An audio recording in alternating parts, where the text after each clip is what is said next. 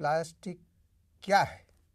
वो एक रासायनिक आइटम है, मगर प्लास्टिक में एक रासायनिक से इतनी क्वालिटीज़ बन गई, अब वो हंड्रेड्स क्वालिटी हो गई प्लास्टिक के अंदर, जिसमें सॉफ्ट से लेके हार्ड, हार्ड से लेके और भी हार्ड तक। तो हर एक जगह आज प्लास्टिक जो है हर घर की, हर इंसान की ज़रूरत हो गई है। हम प्लास्टिक तो यूज कर रहे हैं, मगर उसका ब्रेक होना, टूटना, यूज एंड थ्रो कर दिए। उसके बावजूद क्या होता है? उसके बाद होता क्या है कि रैक पिकर्स कलेक्ट करते हैं और वो छोटे दुकान वालों को ले जाके अपना गोला किया हुआ माल सेल करते हैं। वहाँ सेल वो छोटा दुकानदार उनका अलग अलग क्वालिटी बनाते हैं, जिसमें अब वो हंड्रेड्स क्वालिटी है प्लास्टिक की, और सब अलग अलग क्वालिटी के अलग अलग हमारे व्यापारी वर्ग बोलते हैं हम, मगर वो व्यापारी वर्ग की बजाय यह है एक पेट की रोजी का धंधा है, बेरोजगारों का रोजगार है प्लास्टिक रिसाइकलिंग। क्योंकि इसमें पढ़े लिखे की ज़रूरत नहीं है। जो बेरोजगार है, जो अंगूठा छाप है, बगैर पढ़ा लिखा आदमी है, वो प्लास्टिक रिसाइकलिंग है। मगर प्लास्टिक रिसाइकलिंग के वो डॉक्टरेटी, उनको भले पदवी ना मिली है, मगर वो डॉक्टरेट है। क्यों कि प्लास्टिक में जो अबो हंड्रेड्स क्वालिटी हैं, उनको पहचानना, उनको जानना, ये फला आइटम है, ये फला आइटम है, ये इस यूज में होगा, ये इसका यूज होगा, वो ही क्वालिटी बना सकता है। पढ़े लिखे आदमी के सामने वो रख देंगे, वो उसकी क्वालिटी नहीं बता पाएगा जब तक वो लेबोरेटरी या टेस्टिंग नहीं कर लेगा। मगर हमारे जो वर्कर्स हैं या हमारे मेंबर्स हैं, वो लोग प्लास्टिक को, उनकी लेबोरेटरी सिर्फ गर्दन के ऊपर रहती है, आँख से देखेंगे आइटम आपको फ़ौरन बता देंगे फला आइटम है, और वो 101% वही आइटम निकलेगा। दूसरा, अगर नहीं समझ में आया तो वो उसको ज़मीन पे गिरा के उसकी आवाज़ सुनेंगे, आवाज़ से बताएंगे ये फला आइटम है। तब भी अगर नहीं मालूम पड़ता है तो दांत से काटेंगे, आपको उसका पूरा फैसला दे देंगे कि ये फला आइटम है। अगर वहाँ तक भी नहीं होता है तो एक माचिस लेंगे, उस आइटम को थोड़ा जलाएंगे और ये लेबोरेटरी के सामने ले जाएंगे। नाक उनकी मेन लेबोरेटरी है, वो उसकी स्मेल से फ़ौरन आपको बताएंगे ये फला आइटम है, और वो 100% वही आइटम निकलेगा। बाकी लैब में इतना जल्दी काम फास्ट नहीं होता है, मगर हमारे जो वर्कर्स हैं वो इतना फास्ट काम करते हैं। प्लास्टिक 100 सब क्वालिटी हैं, तो उनको सब वो अलग अलग क्वालिटी करके जिस आदमी को जो मटेरियल चलता है वो सप्लाई करते हैं। मगर जो आदमी जिस मटेरियल को लिया उसमें भी वो उसको सेग्रीगेशन करना पड़ता है। वो पूरा उसकी क्वालिटी बनाता है, कलर बनाता है, अदर कोई दूसरी आइटम तो उसमें मिक्स नहीं है। दूसरी आइटम एक दूसरे में मिक्स हो जाती है तो वो ब्रेक होने लग जाता, आइटम उसका बनेगा नहीं। तो जो क्वालिटी है उसी क्वालिटी को एक एक आदमी अपना अपना चूज करते हैं, उसका सेग्रीगेशन करके ग्राइंडिंग करते हैं। ग्राइंडिंग के बाद में वॉश होता है, वॉश के बाद ड्राई होने के बाद में 25 किलो का स्टैंडर्ड पैकिंग बनता है। वो स्कूडर यानी कि दाना बनाने के लिए प्रोसेस में जाता है। जब दाना बन के वापस आता है तो जो भी आइटम आपको मोल्ड करना है वो आप मोल्डिंग मशीन में डाल के जो शेप आपको बनाना है वो बन के रेडी हो जाएगा। तो ये है रिसाइकलिंग। अभी ये काम मोस्टली धारावी में होता था, जिसमें लगभग 1000-1200 यूनिट थी धारावी के अंदर रिसाइकलिंग की। मगर कुछ वजह से 5-7 साल पहले गवर्नमेंट की तरफ से बिजली के रेट बहुत हाई होते गए, जिससे हमारे कारोबार पे काफ़ी बड़ा असर पड़ने लगा, और उस असर से जो हमारे प्रॉफिट थे वो ख़त्म होने लगे। क्योंकि जो 6-7 रुपये 8 रुपये यूनिट प्रति यूनिट आता है वो हमारे ऊपर 19 रुपये प्रति यूनिट के हिसाब से चार्ज आने लगा।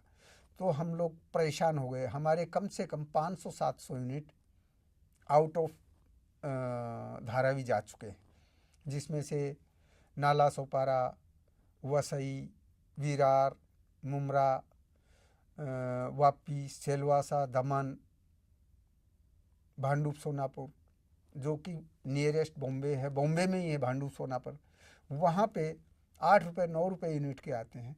धारावी में 19 रुपये यूनिट। तो यानी कि धारावी के लोगों के साथ में सरकार एक मजाक कर रही है कि उनको 19 रुपये क्यों, उनको 8 रुपये क्यों। अब ये 11 रुपये का डिफरेंस या 10 रुपये का डिफरेंस है, वो बहुत बड़ा डिफरेंस है हम लोगों के लिए, रिसाइक्लर्स के लिए। हमें उसमें पूरे हमारे खर्चे निकालते, हर एक यूनिट में कम से कम 5 से 10 मैन पावर वर्कर्स काम करते हैं। अब उनकी रोजी भी चले, हमारी भी रोजी चले, उनका परिवार भी पले, हमारा भी खुशहाल रहे। मगर जब ये इतना बड़ा हमारे ऊपर खर्चा BST ने डाला तो हमारे धंधे ठप होने लगे। लोगों ने यहाँ से शिफ्टिंग बाहर कर दिए और आज उनकी यूनिट अच्छी फॉर्म में चल रही हैं। बाकी धाराई के लोग सिर्फ सेग्रीगेशन, ग्राइंडिंग, वॉशिंग और ड्राई करके उसको पैकिंग करके अब बाहर सप्लाई कर रहे हैं। यहाँ की यूनिट लगभग जो बड़ी यूनिटें थी, जो प्रोसेस में थी, स्कूटर मशीन थी, वो सब बंद हो गए। ऑल ओवर बम्बे के अंदर हम लोग रिसाइक्लर्स 40,000 टन कचरा रिसाइकिल करते हैं हर महीने का। आज हमारी कोई गिनती नहीं है प्लास्टिक रिसाइक्लर्स की, मगर प्लास्टिक अगर रिसाइकलिंग नहीं होगा तो जो स्क्रैप, जो टूटा हुआ प्लास्टिक, वो कहाँ जाएगा, उसका क्या होगा?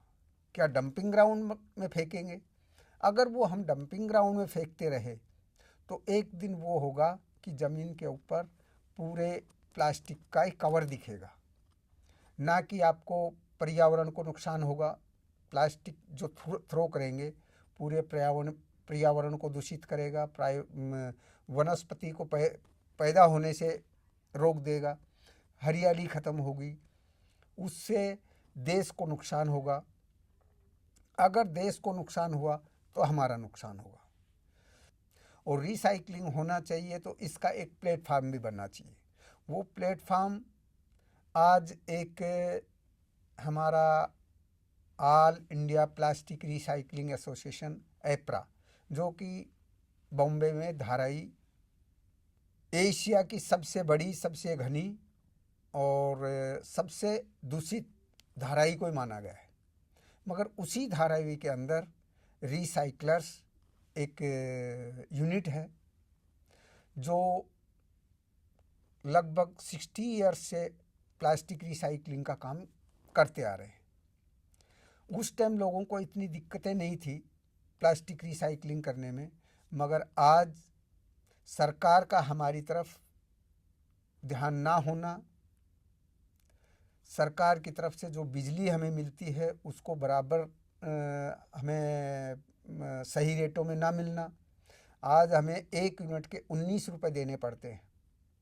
रिसाइक्लर्स जो कि बिगर स्वार्थ के, सरकार से कुछ लेके भी नहीं, अपने पेट की रोजी समझ के उसको रिसाइकिल करता है, मगर उसके ऊपर सरकार भार डालते जा रही है। कहीं उसको ये साइड से इलेक्ट्रिक की तरफ से मार दे रहे हैं, दूसरी तरफ उनको सेल टैक्स लगा रहे हैं, इनकम टैक्स लगा रहे हैं, LBT लगा रहे हैं, ज़कात लगा रहे हैं। इसी को ध्यान में रखते हुए कि भाई हम लोग एक कोई संगठन का बनाए, तो हम कुछ 11 लोगों ने ये बीड़ा उठाया, जिसमें चेयरमैन, सेक्रेटरी, उपाध्यक्ष, ट्रेजरर एंड अदर सदस्य, ऐसे 11 आदमियों ने इसको फाउंड करने के लिए काफ़ी जद्दोजहद की। और यहाँ तक कि जब धीरे धीरे लोग इसमें जुड़ने लगे तो आज लगभग हमारे साथ में 700 लोग ऑल ओवर इंडिया से जुड़ चुके हैं। उनका एक ही ध्येय है कि हम बॉम्बे को साफ़ सुथरा करें और क्लीन बॉम्बे करके दिखाएं। मगर क्लीन बॉम्बे जब होगा जब हम लोगों को फैसिलिटीज़ गवर्नमेंट कुछ दे, और वो फैसिलिटीज़ हैं, गवर्नमेंट हमें एक प्लास्टिक हब जोन बना के देवे, जिसमें लाइट, पानी, अप्रोच रोड और ड्रेनेज या हेल्थ सेंटर, ये सब सारी सुविधाएं हमें वो सेंटर में देवे तो हम पूरी बॉम्बे का गार्बेज जीरो वेस्ट पे लाने की पूरी कोशिश करें। आज गवर्नमेंट की तरफ से सुनने में आता है कि पेट बोतल, जो कि हम पानी पी के बिस्लरी बॉटल पेट का बनता है, उसको यूज किया और फेंक देते हैं। उसका जो लोगों को नहीं इसकी जानकारी है वो बोलते हैं कि ये यूज नहीं होता इसका। बाकी हम इसकी 101% गारंटी देते हैं कि पेट 100% रिसाइक्लेबल है। इसमें 80% इस बॉटल का फाइबर बनाया जाता है, जो कि हमारे पीलो, गद्दे, तो 80% तो फाइबर में गया। 10% पैकिंग पट्टी बनती है, जो कि हम बड़े बड़े माल को पैक करते हैं, उसके लिए पट्टी पैक करने को होता है। 10% माल वो पैकिंग पट्टी में जाता है। रहता है 10%। वो 10% का किसान फार्मर लोगों को अंगूर की बेल या सब्जी की बेल को ऊपर चढ़ाना है तो उसके लिए उनको एक डोरी की ज़रूरत पड़ती है। वो डोरी उनको हर साल चेंज करनी पड़ती है, क्योंकि गल जाती है, सड़ जाती, टूट जाती है। पेट एक ऐसा आइटम है जो सड़ता नहीं, गलता नहीं, हजारों साल ये नहीं सड़ेगा। ये एक ऐसा आइटम है जो सड़ने गलने वाला नहीं, मगर इसका रीयूज होते रहेगा तो कोई प्रॉब्लम नहीं आएगी। थर्माकोल का बैन ये है कि आज हमारे कोई भी ब्रेकेबल आइटम हम कहीं पैक करते हैं तो उसको सेफ्टी के लिए थर्माकोल ही पैक किया जाता है, और वो थर्माकोल भी रिसाइकिल के काबिल है। उसका रिसाइकिल होता है वो थर्माकोल, उसको वो HIP है, हाई इम्पैक्ट का है, मगर वो एक हल्का और टिकाऊ चीज़ है, मजबूत, गिरने पे उसको अपना हमारा आइटम सुरक्षित रहेगा, वो ब्रेक नहीं होगा। और जब वो उसका यूज ख़त्म होता है तो वो हमारे रिसाइकलर्स के पास आता है। हम उसको HIP के रूप में ग्राइंड करके, वॉश करके और दाना बना लेते हैं। उसको पहले हीटिंग से बहुत बड़े पीस को जब उसको हीटिंग देंगे तो छोटे से रूप में आ जाएगा। ये अगर बैन होता है तो हमारे जो भी कोई अच्छी अच्छी मशीनरी हैं, हमारे पार्ट्स हैं, टीवी लो या आपका कंप्यूटर लो, उसकी सेफ्टी के लिए आप क्या करेंगे? उसकी सेफ्टी के लिए थर्माकोल का लगाना ज़रूरी है, और थर्माकोल पे बैन होना नहीं चाहिए, क्योंकि ये रिसाइक्लेबल है, इससे कोई नुकसान नहीं होता है।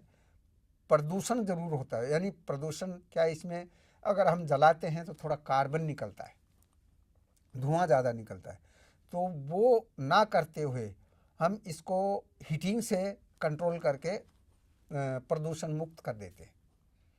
तो हमारे साथ में पूरा सर्कल जुड़ा हुआ है। इस सर्कल को हम ऐसे ही जुड़े रखें और प्लास्टिक रिसाइकलिंग को आगे बढ़ाने के लिए काफ़ी कोशिश करते रहें।